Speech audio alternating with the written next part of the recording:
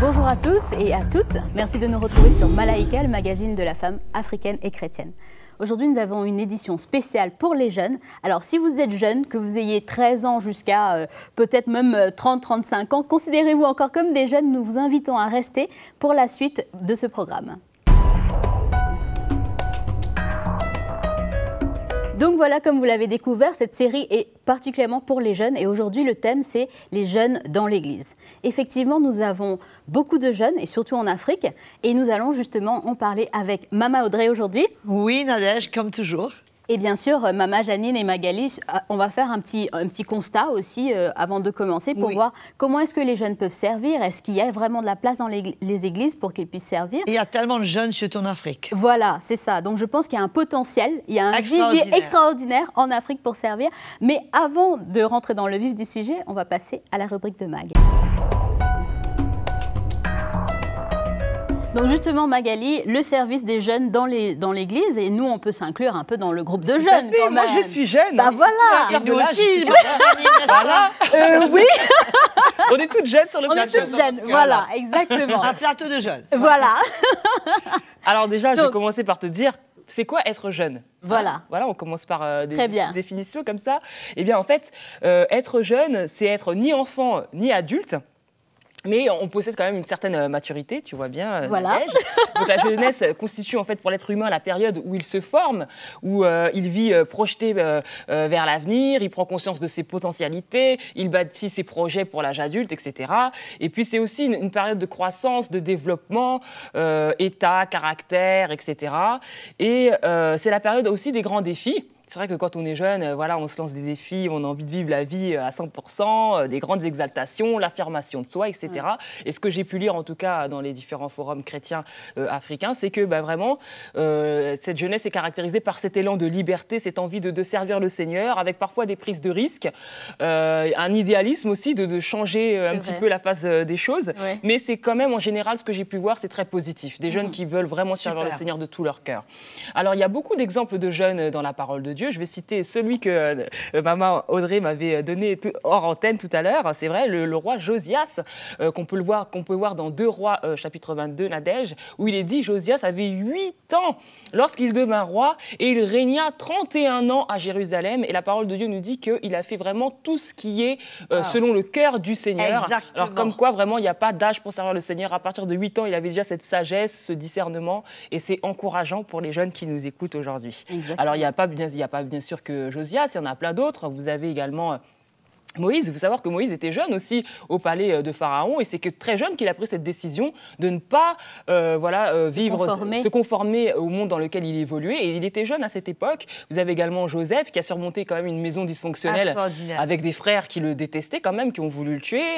C'était pas facile aussi pour Joseph. Mais il s'est retrouvé en Égypte. Voilà, il s'est retrouvé vraiment dans des conditions terribles, en prison. Il était jeune dans cette période de sa vie. Vous avez également Timothée que nous connaissons bien et que Paul encourage très souvent. Vous avez également, bien sûr, Daniel et ses compagnons qui étaient très jeunes aussi quand ils sont arrivés à Babylone et qui se sont tenus pour le Dieu Tout-Puissant. Alors, qu'est-ce que j'ai trouvé également? C'est le point de vue des jeunes en général, dans tous les forums chrétiens que j'ai pu voir. Certains, quand on leur parle de servir le Seigneur, et bien pour eux, c'est déjà être engagé à l'église, de venir à l'église le dimanche. Il faut commencer par les choses élémentaires. Voilà, cumuler aussi des responsabilités au groupe de jeunes. Certains sont responsables des groupes de jeunes et puis aussi participent beaucoup à la louange. C'est vrai que la louange, c'est quand même... En Afrique, dans les églises, c'est ce que les jeunes privilégient. Et aussi tout ce qui est activités comme évangélisation, les activités sportives, etc. Alors, je vais finir cette rubrique. C'est pas très négatif, mais bon, quand même, je pense que c'est ce qui est ressorti dans pas mal des lectures que j'ai pu faire. C'est le reproche que font les jeunes quand même dans leur organisation en général. Ils ont l'impression qu'on ne leur fait pas confiance, suffisamment en tout cas. Ils reconnaissent aussi, certains vont reconnaître quand même que les pasteurs et les responsables vont les intégrer dans les activités de l'Église, mais quand même il y a ce reproche qui est fait que des fois on ne leur fait pas confiance. Maman Audrey, peut-être tu pourras les encourager en tout cas. Est-ce que des fois aussi leur place n'est pas forcément déterminée? Est-ce qu'on peut aller dans certaines réunions ou pas? Enfin, il y a toujours un petit peu ce clivage et aussi. Et il y a aussi une certaine frilosité de la part des responsables pour leur confier vraiment des choses importantes, par exemple pour prier pour des frères et sœurs qui sont dans le besoin, etc. Mais quand même, la plupart d'entre eux, à ce que j'ai pu lire, eh bien, ils reconnaissent que l'Église les protège. Que les pasteurs sont concernés par leur vie et que ça les protège et que ça les empêche quand même de faire pas mal de bêtises. Voilà, tout à fait. Ça, donc c'est quand même positif. Voilà, on termine sur une note positive. Sur une note positive, Nadège, voilà. Merci Magali. Et bien justement, Maman Janine, qu'en est-il à Kinshasa? Comment est-ce que les jeunes servent le Seigneur? Alors, Nadège, j'ai rencontré beaucoup de jeunes qui servent le Seigneur et qui sont vraiment, comme disait Magali, très positifs. Ils emmènent un élan du sang neuf, si on peut dire ça comme ça, dans l'Église. Et ils sont vraiment, vraiment dans la joie de servir le Seigneur. Ce qu'ils ont mis en avant, c'est que lorsqu'ils ont réalisé l'appel de Dieu sur leur vie, quand ils ont donné leur cœur au Seigneur, la chose la plus difficile, c'était de se séparer de leurs amis du monde et de la musique du monde. Ça a été vraiment le plus gros challenge. Mais ça a été par la grâce de Dieu, ça a pu être possible. Et il y a quelques jeunes même qui m'ont dit qu'à partir de leur conversion, ils ont pu aussi emmener quelques amis à eux à l'église. Donc il y a vraiment cette bonne dynamique avec la jeunesse, de servir le Seigneur. Et beaucoup d'entre eux réalisent aussi que le fait de servir le Seigneur, en tout cas d'être à l'église et d'être dans le service de Dieu, c'est une protection. Exactement. Ça les épargne de beaucoup de pièges du monde et ils en sont parfaitement conscients et quelque part ils sont reconnaissants au Seigneur. Mais bien sûr. Justement, Maman Audrey, nous avons une invitée spéciale avec nous qui va partager son témoignage dans un petit moment. Et donc, c'est Joëlle Makela. Joëlle Makela, bienvenue. Merci d'être avec nous, en tout cas. Oui, bonjour. Bonjour Nadège. Bonjour. En tout cas, c'est un plaisir pour moi d'être avec vous. Et bonjour à tous les téléspectateurs, téléspectatrices de Malaika. Donc justement, Joëlle, pour rentrer dans le vif du sujet, est-ce que tu peux nous dire depuis combien de temps tu sers le Seigneur dans ton église ? Alors, je connais le Seigneur depuis que je suis toute jeune, mais je suis née de nouveau il y a 8 ans. Voilà, et ça fait depuis maintenant à peu près, on va dire, vraiment 4 ans que je sers le Seigneur. Et concrètement, si tu peux nous donner quelques exemples, comment tu sers ton église? Comment tu sers le Seigneur dans ton église? Déjà, pour moi, les choses très pratiques, déjà, c'est de pouvoir venir le samedi matin, par exemple, faire le ménage à l'église. Mais aussi, je sers le Seigneur dans la louange. Je fais la louange aussi. J'aide aussi les sœurs dans par exemple, pour une organisation, pour une réunion, c'est assez vaste, en fait, pour moi, les choses pratiques. Mais je dirais que les choses déjà basiques, c'est déjà de pouvoir... par exemple, venir aider les sœurs qui sont plus âgées, par exemple, pour venir faire le ménage, pour aider, pour organiser, pour faire une visite. C'est assez vaste, on va dire. Justement, Maman Audrey, avant de continuer avec Joëlle tout à l'heure, qu'est-ce que cela veut dire vraiment le service à Dieu, le service pour le Seigneur? Je pense que de servir le Seigneur, pour un jeune, c'est de se rendre disponible, c'est d'être prêt dans son cœur à faire ce que le Seigneur lui demande, avec un cœur pur, sans rechercher rien à gagner, sans rechercher une position, mais vraiment de tout son cœur et surtout d'être prêt à être là où le Seigneur lui demande d'être et à faire ce que le Seigneur lui demande de faire. C'est très simple, il n'y a rien de compliqué, il n'y a rien de mystique. C'est un cœur disposé, c'est un cœur, quand on voit Timothée, il n'y avait pas de secret. Quand Paul a vu tout de suite l'appel de Dieu dans la vie de Timothée, il n'a pas perdu une minute, il a pris ce jeune garçon, il a dit « tu viens avec moi ». Et je crois que c'est quelque chose qui manque aujourd'hui dans l'Église, où les jeunes qui sont en feu et qui ont l'appel de Dieu sur leur vie ne sont pas suffisamment encadrés et ne sont pas suffisamment investis pour pouvoir justement remplir et répondre à cet appel de Dieu pleinement. Je Je pense que Maman Janine disait, il y a beaucoup de jeunes qui sont en feu pour le Seigneur, mais la question que je me pose, il y a beaucoup de jeunes qui quittent l'Église aussi. Aussi, c'est vrai. À un moment donné, Oui. qu'est-ce qui se passe Qu'est-ce qui s'est passé, oui. pour que ce feu qui était là, ce zèle, arrive à disparaître et qui se retrouve dans le monde? Bien sûr. On va juste continuer avec Joël, justement, pour voir qu'est-ce que cela représentait pour elle de servir le Seigneur. Et justement, Joël, est-ce que tu peux nous donner un peu de détails sur ce que ce service à Dieu représente pour toi? Et pour moi, d'être jeune dans le service pour le Seigneur, c'est une protection pour ma vie, quoi. Donc, je suis reconnaissante parce que d'avoir connu le Seigneur étant jeune, ben, ça m'a gardé de beaucoup de quelque part de mauvaises choses. J'aurais pu être très très loin et j'aurais pu avoir une autre vie que j'ai actuellement aujourd'hui. Mmh. Et qu'est-ce qui te motive finalement? Parce qu'on parlait de jeunes qui quittent l'Église, mais il y a une motivation qui reste dans ton cœur. Qu'est-ce qui te motive, Joël? Alors, qu'est-ce qui me motive? Bah, déjà, quelque part, pour moi, c'est une liberté. Il y a déjà cette liberté et il y a une joie. Pour moi, servir le Seigneur, c'est une joie. On ne peut pas servir le Seigneur sous contrainte. Amen. Et moi, je ne me sens pas forcée. Mais pour moi, c'est clair que ce qui me motive vraiment, c'est quelque part, il y a une joie, quoi. Je peux pas décrire cette joie. C'est comme si, quelque part, il y a une paix dans mon cœur.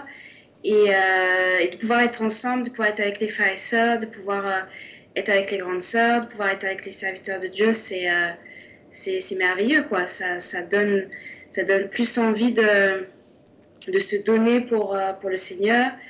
Ah ben voilà, Maman Audrey, c'est incroyable, une jeune qui parle comme ça. Et justement, on parlait de savoir ce que le Seigneur nous demande de faire dans le service. Comment est-ce qu'on peut inclure la prière? Est-ce que les jeunes, comment ils vont découvrir ce que le Seigneur leur demande concrètement? Écoute, je pense que quand un jeune désire servir le Seigneur et qu'il a dans son cœur de servir le Seigneur, il aura une soif naturelle dans son cœur pour l'Évangile, pour les Écritures, pour la parole de Dieu. Il aura un désir de se retrouver dans la présence du Seigneur, de louer le Seigneur, surtout s'il connaît un instrument de musique, de lire sa Bible, de prier et de passer et d'avoir un cœur disponible. Bien et sûr. Je pense que quand on a un cœur disponible, le Seigneur peut mettre un tas d'occasions devant nous. Ah. Je pensais tout à l'heure à Élisée. Oui. Comment quand Élisée était déterminé à servir le Seigneur. Élie a tout fait. Pour lui dire, écoute, va à droite, va à gauche, les prophètes se réunissent, il n'y avait rien à faire. Élisée a dit, là où tu vas aller, je vais te suivre. C'était une détermination dans son cœur et rien n'était d'aller l'arrêter. Et je pense que c'est la même chose qu'un jeune, quand on voit David. Oui. On va parler de jeune, mais David était tout jeune. Oui, c'est vrai. Il était auprès des brebis, il était le plus jeune de sa famille. Mais il avait un cœur selon Dieu. Et le Seigneur avait vu ce cœur et le Seigneur l'avait choisi. Et quand le moment est arrivé pour servir le Seigneur, quand le moment est arrivé pour aller confronter Goliath, David n'a pas hésité. Il n'a pas cherché à comprendre, il n'a pas hésité. Quand il fallait aller calmer, jouer la harpe pour Saül. Donc les occasions, c'est pas ce qui va manquer. Moi, je crois que c'est une attitude de cœur. Quand on a soif de servir le Seigneur, quand on veut servir le Seigneur, on se rapproche de ceux qui servent le Seigneur déjà, de ceux qui sont déjà zélés pour le Seigneur, de ceux qui sont déjà à l'œuvre. On est là, on est disponible. Voilà. Et automatiquement, les occasions vont se présenter. Et surtout, Nadège, je pense que c'est important que les jeunes se fassent connaître. Et qui construisent des relations, ce que disait Magali, qu'il se plaît, qu'il y a un manque de confiance. Voilà. Mais on ne peut pas faire confiance à n'importe qui. Au fur et à mesure qu'on te confie quelque chose et qu'on voit que tu es fidèle dans les petites choses qu'on te confie et que tu construis des relations, qu'on connaît ta vie, cette relation se construit, cette confiance se construit et automatiquement, on aura de plus en plus confiance. Puisqu'il faut le dire, les jeunes, ils sont adorables, mais ils ont bien souvent leur petit plan. Ah, c'est quoi les plans, Maman Audrey? Allons parler de ça. Demande à Magali, elle devrait pouvoir dire mieux. Moi, j'étais une jeune exemplaire. Ils ont leurs petits plans, ils ont leurs petites idées derrière la tête. Par exemple, moi, je connais un cas dernièrement où il y avait un événement à l'église. Il y avait une jeune, elle n'est pas du tout douée à la cuisine, mais subitement, elle a eu un zèle fou pour venir aider à la cuisine. Elle a voulu s'engager dans la cuisine. On s'est s'est dit, écoute, attention, là, il y a quelque chose qui ne va pas. Il y a anguille sous roche. Il y avait anguille sous roche. C'était pas clair. On ne peut pas faire confiance à ce genre de jeunes. Bien sûr. Mais par contre, quand on voit quelqu'un qui a un désir sincère, qui est disponible, qui se rend disponible, qui dit, écoute, si tu as besoin de moi, je suis là. Et quand tu lui dis, écoute, rends-moi un service... il est toujours prêt, quoi. Il y a quelqu'un, là, il faut aller le chercher à l'aéroport. Il y a ce frère, si tu peux laver sa voiture. Peu importe, je dis des choses pratiques et tu vois qu'à disposer. Ben, tu arrives à découvrir que dans le cœur de ce jeune, vraiment, il est sincère et il veut servir le Seigneur et il y a du matériel vraiment qui est là, qu'on peut utiliser. Oui, je voulais vraiment rebondir dans ce sens, Maman Audrey, parce que certains jeunes que j'ai rencontrés, pour eux, le service du Seigneur, ça va vraiment au-delà de tout ce qu'on peut faire à l'église, mais c'est vraiment apporter ce cœur qui va être soutenir, pour aider, pour être là où on a besoin, dans la rue, quand on voit une personne âgée, l'aider à traverser tout ce que le Seigneur met devant nous. Voilà. Et c'est ça qui est vraiment extraordinaire, parce qu'un jeune qui a compris ça, c'est vraiment quelqu'un qui a compris vraiment l'appel de Dieu sur sa vie. Et bien que beaucoup aussi ont des luttes, parce que j'en ai rencontré certains qui luttent avec tout ce qui est relations filles-garçons. Voilà. C'est le quotidien des jeunes aussi. Exactement. Mais dedans, il y avait une forme de sincérité dans ce qu'ils partageaient. Ils n'étaient pas en train de cacher ces luttes-là, mais dans leur cœur, il y avait vraiment un désir de s'en sortir. De s'en sortir, parce qu'ils ressentent quand même qu'il y a un appel de Dieu et que cet appel est une protection. Et quand ils sont dans cette situation, certains vont vraiment rechercher de l'aide auprès des pasteurs, des responsables de l'Église. Et ça, c'est vraiment très apprécié. Oui, de construire une relation, c'est très important. Écoute, les luttes, elles vont toujours être là. Hein. Comme disait le proverbe, tu ne peux pas empêcher les oiseaux de te tourner autour de la tête, mais il faut quand même les empêcher de faire un nid dans tes cheveux. Bien sûr. Alors, les tentations, elles vont être là, les occasions vont être là, mais je crois que plus on grandit dans le Seigneur, plus on se fortifie dans le Seigneur, plus on arrive à discerner ces choses, avant même d'entrer dans les situations, on voit le piège. Bien sûr. Mais Maman Audrey, juste pour revenir du point de vue des jeunes, c'est que parfois, ils vont se dire, je ne suis pas super spirituel, donc je ne suis pas qualifié pour peut-être aller prier pour un malade, faire des choses qui semblent spirituelles de l'extérieur. Et donc, quelque part, ils vont se mettre en retrait, même si dans leur cœur, ils veulent servir le Seigneur. Donc, qu'est-ce qu'on peut leur dire à ces jeunes-là? Moi, je pense que quand quelqu'un est né de nouveau et qu'il a donné son cœur au Seigneur, et que le Saint-Esprit vit en lui, le Saint-Esprit est libre de le conduire de la manière qu'il veut. Et ce n'est pas d'attendre, on ne sera jamais parfait. C'est pas parce que je lutte que je ne peux pas prier, avoir un cœur pour quelqu'un qui est malade et prier pour lui. Ce n'est pas parce que je lutte que je ne peux pas avoir un cœur pour partager l'Évangile. Et ce n'est pas pour dire à la personne, écoute, moi je suis parfait. C'est ça. C'est pas du tout ce que ça veut dire. C'est-à-dire, voilà ce que j'ai vécu, voilà ce que le Seigneur a fait pour moi. Et le Seigneur peut te toucher, le Seigneur peut gagner ta vie. Moi, je me souviens toujours du témoignage de cette petite, de ces deux enfants d'une sœur de l'Église. Ils ont quoi, 10 ans et 8 ans? Et ils étaient sur un arrêt de bus et ils ont vu une dame là qui n'était pas habituée de voir dans l'endroit. Et elle avait un enfant. Ils lui ont dit, tu sais, on a l'église le dimanche à tel endroit. Ah, sympa. Et la dame lui a dit, ah bon elle dit, il y a aussi l'église des enfants et tu peux emmener ton enfant. On fait 2 en 1 là. Oui, elles étaient à l'école, les enfants qui prenaient le bus. Oui, bien sûr. Et quelques jours après, ils ont revu la dame et ils ont insisté pour lui dire, écoute, ce dimanche, il y a l'église. Et cette femme a été quand même surprise et a été un petit peu... renversée de voir que des enfants de cet âge avaient la liberté de lui parler. Elle est venue à l'église et aujourd'hui, c'est une fille qui a connu le Seigneur, qui est une chrétienne ferme dans le Seigneur. Elle sert le Seigneur de tout son cœur. Et comment elle est venue à l'église? Par 2 enfants qui sont loin d'être parfaits, qui doivent faire 4000 tours chez eux. Mais le Seigneur les a utilisés. Et donc, on ne peut pas limiter le Seigneur. Si on est sincère dans notre cœur et qu'on veut servir le Seigneur, on ne doit pas attendre d'être parfait, puis on ne le sera jamais de toute façon. À part le Magali qui est parfaite. Personne. Non, ce que je voulais ajouter, c'est que parfois, les jeunes sentent une exigence par rapport à leur service. Si tu n'es pas spirituel, non. Si tu n'es pas bien, Maman Audrey, de pouvoir entendre ce genre de discours. Il y a beaucoup de lois qui existent encore dans l'Église et qui est mise sur des jeunes et qui est mise non seulement sur les jeunes, mais sur tous les membres de l'Église. Et ça, c'est un fait très regrettable. Le Seigneur nous appelle à marcher dans la liberté. Du reste, ce frère Mickey a écrit un livre, chrétien, Tu es libre. Tu es libre. Et c'est un livre que j'encourage les jeunes à lire, puisque je me rappelle aussi, le frère Mickey a partagé un camp de jeunes, comment, si dans notre cœur, on ressent l'appel de Dieu, de garder cela au fond de notre cœur, même si on a des luttes, qu'on retombe dans le monde, mais surtout de ne pas perdre ce sentiment et de garder cet appel qu'on a dans notre cœur, puisque cet appel va toujours nous ramener vers le Seigneur. Et je profite aussi de l'occasion pour dire à tous les jeunes qui nous entendent qu'il y a un camp extraordinaire ici, tous les décembre. Et ils sont les bienvenus. C'est des moments extraordinaires que les jeunes... Nous avons des jeunes qui viennent de 20 pays. Bien sûr. Et c'est merveilleux de voir tous ces jeunes se retrouver ensemble et passer des moments ensemble. Moi, je pense que les jeunes, ils sont extraordinaires. Amen. Ils sont des fonceurs, rien ne les arrête. Il faut juste mettre un petit peu de frein. Il faut plus d'accélérateur. Il faut canaliser. Mais... il faut leur faire confiance, puisque je pense que quand ils ressentent qu'on leur fait confiance, ils sont bien souvent à la hauteur de la tâche. Et s'ils passent à côté, c'est pas grave. Ça arrive. Ça va arriver. Voilà. C'est pas grave, ils reconnaissent. Bien sûr. Je crois que c'est important qu'ils acceptent.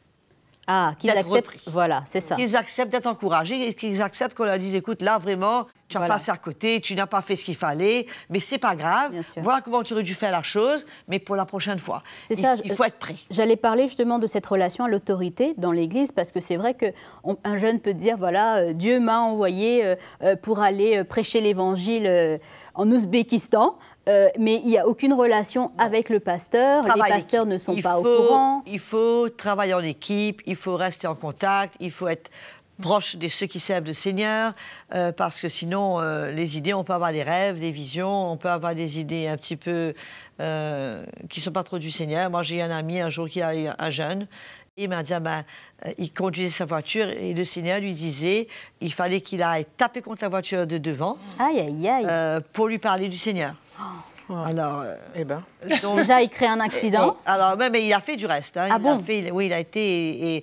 Et je ne te dis pas le poste de police et tout ce qui a suivi, l'église mélangée. Donc, c'est très important d'être en contact avec ceux qui servent le Seigneur et de partager. Bien sûr. J'ai eu à cœur de faire ça. Qu'est-ce que tu penses? Est-ce que... et de savoir que l'équipe est avec toi, que tu n'es pas seul dans ce que tu fais. C'est ça, c'est ça. Parce que personne n'est à l'abri de se tromper. Maman Janine veut rajouter peut-être un point. Oui, je voulais juste rajouter concernant l'autorité de l'Église. Les jeunes m'ont rapporté que la plus grosse difficulté pour eux, en fait, c'est quand il y a des programmes, parce qu'au Congo, il y a beaucoup de programmes à l'Église. Parfois, il y a des retraites. On va préparer l'entrée dans la nouvelle année 2018 à Londres. Et tout le mois précédent, on va être en retraite tous les jours. Toute la journée à l'église. Alors, ceux qui vont travailler, ils vont travailler, mais après, ils viennent à l'église. Donc, quand il y a des programmes comme ça qui sont un peu lourds, des retraites avec des jeunes... des jeunes qui étudient, des fois, qui sont en études. Des jeunes qui sont en jeûne, parce qu'il faut jeûner pendant toutes ces périodes de retraite. Il faut jeûner. En jeûne, pardon. En jeûne. Donc, ça, c'est vraiment c'est dur pour les jeunes, parce que ça change un peu le rythme de leur vie, notamment de leur vie scolaire.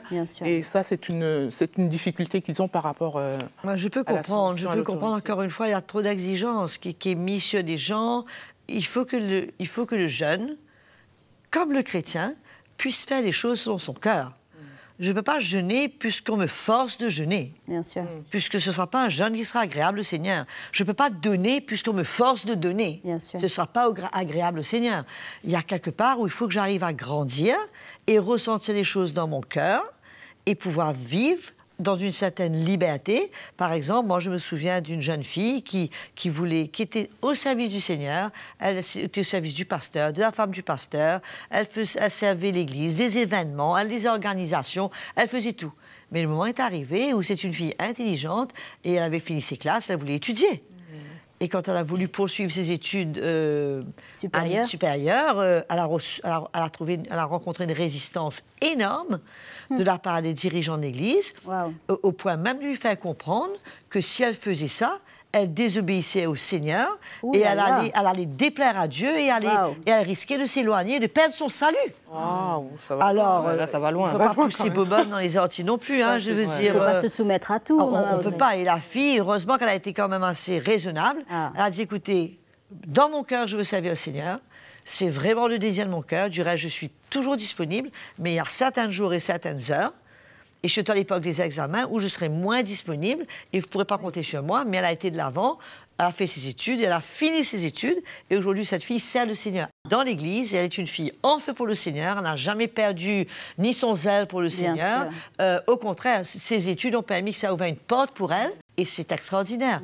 Donc, il faut faire très attention de ne pas abuser. Voilà. Mais en même temps, de la disponibilité des jeunes. Et du bon cœur et, de leur zèle, puisque finalement, ça les décourage. Il y a un sentiment de culpabilité après quand on ne se soumet pas à l'autorité, et c'est ça le plus difficile pour nous. Mais dans Romains, il est clair, il n'y a pas de condamnation pour ceux qui sont en Jésus-Christ. Si vraiment le Seigneur me convainc que j'ai passé à côté de quelque chose, que j'ai une attitude qui n'était pas bonne, ben, je me repens, je corrige, mais la condamnation, non, c'est pas pour nous. On va devoir malheureusement écourter notre discussion parce que nous sommes au terme de notre émission. Le Seigneur a un plan merveilleux pour chacun de vous. Il veut vous toucher, il veut s'assurer de votre vie, de votre avenir. Et votre vie est dans les mains du Seigneur, et c'est là où votre vie est placée de la meilleure manière. Donc, soyez libres, sentez-vous libre de servir le Seigneur, d'être vous-même. Ça ne sert à rien de prétendre d'être quelqu'un que vous n'êtes pas. Soyez vous-même et laissez le Seigneur vous changer, mais ayez une attitude où vous êtes disposé et conscient que le Seigneur a besoin de vous changer et que vous êtes prêt à laisser le Seigneur travailler vos vies et de faire de vous ce vase d'honneur. Amen, amen. Merci en tout cas, Maman Audrey, Maman Janine et bien sûr Magali et toutes celles qui nous suivent. Tous les jeunes, je vous donne rendez-vous sur Facebook pour avoir plus d'informations sur tout ce qui a été partagé, les camps de jeunes et tout cela. Et d'ici là, je vous dis à très très bientôt. Salut à tous, merci en tout cas d'être là. Si vous avez été encouragé par cette vidéo, si vous avez été édifié par le programme Malaika, c'est très simple, APA.